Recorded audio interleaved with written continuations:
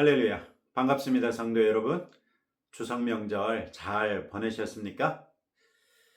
우리가 추석 명절 이전에 역대하 16장까지 살폈고, 그 16장까지 내용에서는 솔로몬 왕과 르호보암, 아비야, 아사 등을 살폈습니다. 그리고 추석 명절 동안 한 주간 쉬는 동안에 17장부터 23장까지 계속해서 묵상 본문이었는데, 이 성경에서는 여호사밧 왕, 여호람, 아하시야, 아달랴까지 4명의 왕의 통치 기간을 지나서 오늘은 역대하 24장 1절부터 27절을 통해 유다의 제8대 왕 요아스에 관해서 함께 살핍니다. 추석 연휴 기간에 묵상 본문이 아까도 말씀드렸던 것처럼 역대하 17장부터 23장까지였는데, 이 기간은 남왕국 유다도 북왕국 이스라엘도 영적으로 매우 암울한 시기를 보냈습니다. 이 기간 동안 유다에서는 여호사밧이라는 경건한 왕이 등장했으나, 북왕국 이스라엘에는 유래를 찾아볼 수 없는 악한 왕조였던 오므리 왕조가 시작됩니다. 특히 여호사밧은 북왕국 이스라엘의 오므리 왕조의 두 번째 왕 아합과 자녀들의 결혼이라는 혈연 관계를 맺습니다. 유다 왕 여호사밧의 아들 여호람과 이스라엘 왕 아합의 딸 아달랴가 결혼해서 아달랴가 유다의 왕비로 예루살렘으로 이사 온 것이지요. 아합 왕의 아내 이세벨은 시돈 왕 엣바알의 딸이었고 바알 숭배에 헌신된 여인이었습니다. 이세벨은 북왕국 이스라엘은 물론 남왕국 유다까지 자기 딸을 통해서 바알 숭배로 전환하고 여호와 신앙을 말살하려 했습니다. 당연하게도 이세벨의 사주를 받은 아합 왕은 극악한 왕이었고, 하나님께서 예후를 통해 아합 집안과 오므리 왕조를 완전히 몰락시키시죠. 그런데 예후는 아합 집안을 멸살하는 과정에서 마침 이스라엘 왕의 병문안을 와 있던 유다 왕 아하시아와 그의 형제들마저도 죽여버립니다. 이제 아달랴는 자기 남편 여호람도 죽었고 아들 아하시아도 죽임을 당했고 다른 아들들까지 다 죽임을 당해버렸는데, 자기는 본디 유다 출신도 아니고 북왕국 이스라엘 출신입니다. 이때 이 여인은 악독한 마음을 먹고 다윗 왕가에 속한 모든 후손들을 다 죽여버리고 자기가 스스로 유다의 제7대 왕이 되어 왕노릇하기 시작합니다. 하마터면 하나님께서 다윗 왕에게 약속해 주셨던 그 언약이 끊어질 위기에 봉착하게 된 것이죠. 이때 아하시아의 아들 한살배기 요아스를 고모인 여호세바가 빼돌려 마침 제사장으로 봉직하고 있던 남편 여호야다의 도움을 받아서 성전에서 6년 동안을 숨겨 키웁니다. 다윗 집안의 왕족에서는 유일하게 한 명 남은 남자아이가 바로 요아스였습니다. 오늘의 성경은 이 꺼져가는 등불 같은 다윗 집안 촛대의 마지막 등불 요아스가 7살이 되었을 때 왕위에 올라 40년을 다스렸다는 말로 시작합니다. 그가 7살이 됐을 때 고모부이자 제사장이던 여호야다는 군부의 주요 백부장들과 함께 요아스를 왕으로 옹립하고 아달랴 세력을 성전 밖으로 밀어내고 죽여버려서 다윗 집안의 정통성 있는 왕이 유다의 왕위를 이을 수 있게 했습니다. 오늘의 성경 2절은 제사장 여호야다가 세상에 사는 모든 날에 요아스가 여호와 보시기에 정직하게 행하였으며 이렇게 말합니다. 여호야다는 어린 왕을 보좌하여 나라의 주요 일들에 대해 리더십을 발휘했으며 4절부터 14절에 기술된 것과 같은 종교개혁과 성전 보수와 율법에 따른 번제를 회복하는 등의 업적을 남긴 것이지요. 7절에 언급된 그 악한 여인 아달랴의 아들들, 이 아달랴의 아들들이란 예후가 죽이기 이전에 유다의 왕권을 잡았던 아하시아와 그의 형제들을 가리키는 것이고, 이들은 성전을 파괴했고 성전의 모든 성물들을 바알 숭배에 사용하는 신성 모독의 죄악을 저질렀던 것이지요. 이들이 북왕국 이스라엘에서 예후에 의해서 한꺼번에 죽임을 당하는 것도 하나님의 징계라고 볼 수 있겠습니다. 남북왕국 모두가 악한 왕들과 그들에게 빌붙은 우상 숭배자들이 권력을 장악하고 있었으니 하나님께서 어찌 자기 백성이 악한 왕들 휘하에서 우상 숭배에 빠지는 것을 두고 볼 수 있었겠습니까? 하나님께서 예후를 통해 이들을 일거에 소탕하신 것으로 충분히 볼 수 있을 듯 합니다. 대제사장 여호야다는 왕권을 다윗 집안으로 회복시킨 후에 계속해서 유다에 만연한 우상 숭배를 철폐하는 한편 망가진 성전을 보수했고 성전 기물들을 새로 만들어서 율법에 합당한 제사를 드리는 데까지 유다의 정체성을 회복했습니다. 이때 왕명에 따라 성전 문 밖에 궤를 만들어 두고 이 궤 안에 성인 1인당 반세겔이었던 성전세를 거두었고, 이 궤가 다 차면 왕실의 서기관과 대제사장에게 속한 관원이 계수해서 성전 보수를 맡은 장인들에게 맡겨 성전을 수리하여 솔로몬 시대의 성전 모양을 회복할 수 있었습니다. 공사를 마친 후에 남은 돈으로 성전에 사용할 금은 기물들을 새로 만들어서 성전 봉사와 제사에 사용했습니다. 역대기 기자는 비록 4절부터 14절의 내용을 요아스 왕이 주도한 것처럼 기록하고 있기는 하지만 14절 끝에 보시면 여호야다가 세상에 사는 모든 날에 여호와의 전에 항상 번제를 드렸더라, 이렇게 여호야다의 업적을 언급하고 있는 것이나, 또 15, 16절에서 여호야다가 130세에 죽은 것, 또 그가 다윗성 여러 왕들의 묘실 중에 장사된 것을 언급하는 것을 통해 요아스 왕의 주요 업적이 실상은 여호야다의 영향력 아래 진행됐다는 것을 보여주지요.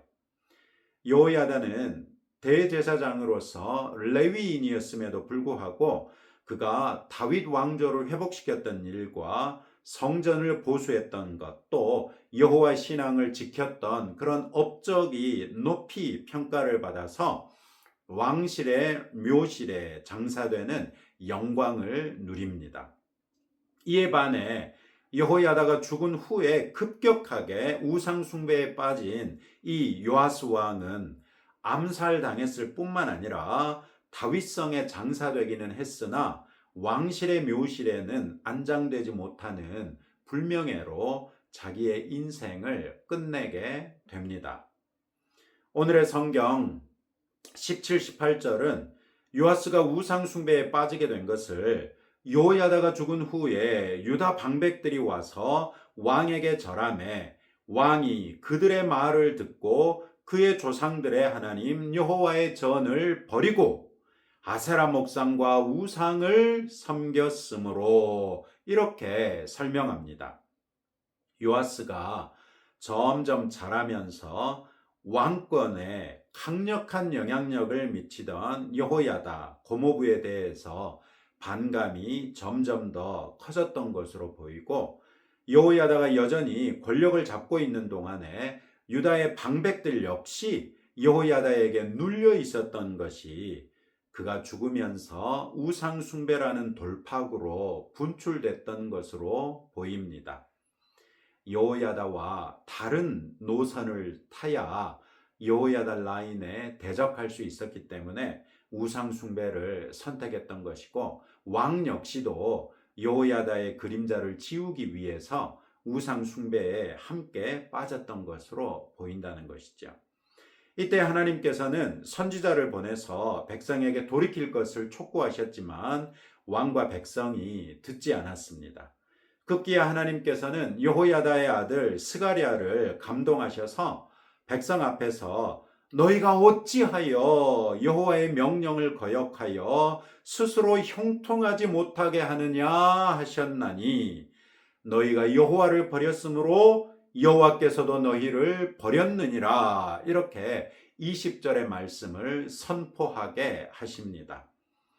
그런데도 무리의 계략으로 인해 왕명에 따라 스가랴가 성전 뜰 안에서 돌로 쳐 죽임을 당하고 맙니다. 요아스는 여호야다의 큰 은혜를 완전히 배신하고 말았던 것이지요. 흥미로운 사실은 여호야다가 살아있는 동안에는 유다가 큰 전쟁이 없이 평안한 시기를 보냈으나 여호야다 사후에는 요아스 왕과 방백들이 우상 숭배에 빠짐으로 인해 하나님께서는 아람의 군대를 보내셔서 유다를 벌하셨습니다. 이때 아람은 적은 군대를 파견했고 유다는 이 적은 아람 군대를 대적해서 많은 군대가 모였음에도 불구하고 그 적은 군대에게 대패하게 되고 유다가 위축되는 상황에 빠지게 됩니다. 그리고 이 전쟁에서 요아스는 아람 군대가 그를 버리고 갈 정도로 중상을 당해서 거의 죽게 됐고 마침 스가랴를 죽인 일에 대해서 앙심을 품었던 사밧과 여호사밧이라는 사람들에 의해서 암살당하고 맙니다. 오늘의 성경을 통해 알게 된 요아스의 삶은 우리에게 몇 가지 중요한 교훈을 줍니다. 첫째로 요아스는 그 자체로 우리에게 도덕적인 거울이 되지요.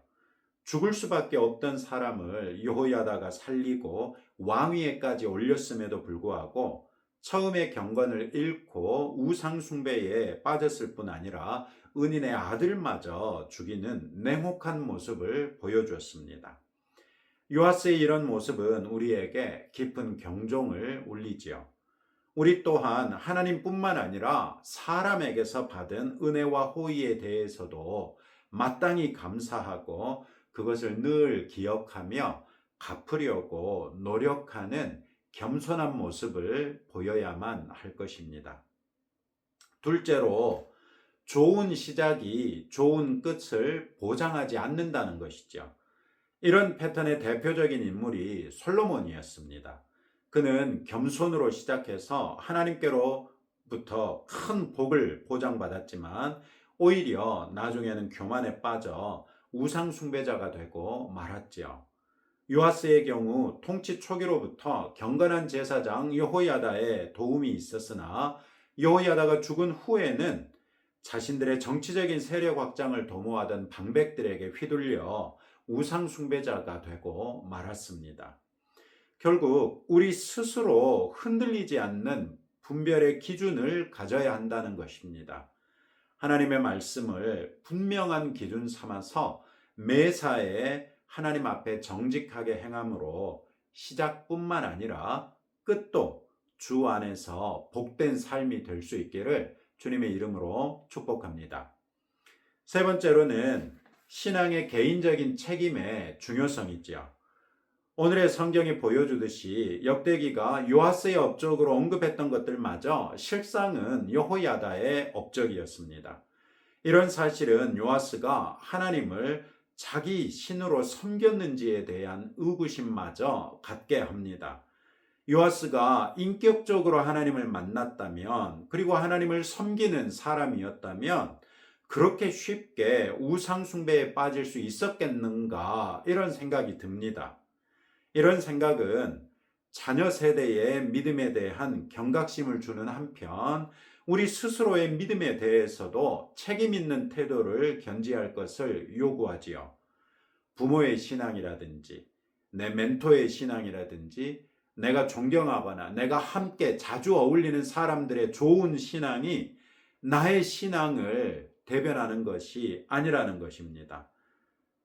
부모의 신앙으로 내가 하나님 앞에 서는 것이 아니고 내 친구들의 신앙으로 내가 하나님 앞에 서는 것이 아닙니다.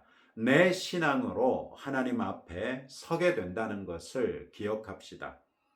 내가 하나님과 깊은 관계 안에 있어야 한다는 것을 늘 잊지 마시고 오늘도 하나님과 깊은 관계를 맺기 위해서 마땅히 힘써야 할 것에 힘쓰는 저와 여러분 되시기를 주님의 이름으로 축복합니다. 이런 말씀을 붙들고 다음과 같이 함께 기도하겠습니다. 우리를 선대하고 우리에게 은혜를 끼친 분들에게 축복하고 감사하는 성도가 되도록 하나님을 향한 나의 신앙을 점검하고 시작과 끝이 아름다운 성도가 될 수 있도록 또 주 안에서 우리에게 긍정적인 영향을 미치는 분들에 대하여 감사하고 축복하며 그분들을 더욱 존중하도록 우리가 함께 기도하겠습니다. 하나님 아버지 감사합니다. 오늘의 말씀을 통하여 요아스가 우리가 겉으로만 생각했을 때는 경건한 왕이었던 것으로 보였으나 실상은 그의 끝이 매우 불명예스러웠다는 것을 알게 됩니다. 이런 모습을 통해서 우리가 타산지석의 교훈을 얻습니다.